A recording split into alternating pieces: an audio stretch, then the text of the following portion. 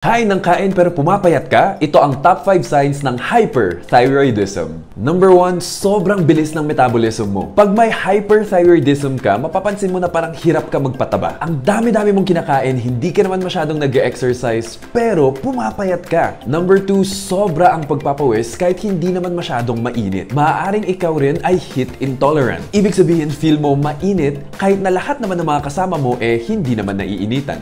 Number 3, sobrang bilis ang pagtibok ng puso o ang tinatawag na tachycardia. Yung nakaupo ka lang naman pero ramdam mo yung pagkabog ng dibdib na parang nag-jogging ka for 1 hour. Number 4, madalas kinakabahan. Kahit wala namang trigger, parang bigla ka na lang nakakaramdam ng kaba. Or sobrang irritable ka sa mga tao sa paligid mo kahit na wala naman silang ginagawang masama. Number 5, hand tremors. Mapapansin mo na parang nanginginig yung mga kamay mo kahit na sinusubukan mong i-relax yung mga kamay mo nanginginig pa rin. Magpakonsulta agad pag nakakaranas ng mga ganitong sintomas to confirm if you have hyperthyroidism. Pag hinayaan kasi ito ng matagal, pwedeng mag-cause ito ng thyroid storm kung saan times 10 yung sintomas at pwede ka mawalan ng malay which requires emergency treatment. The earlier we treat, the better. Ligtas ang may alam. Hanggang sa susunod, take care.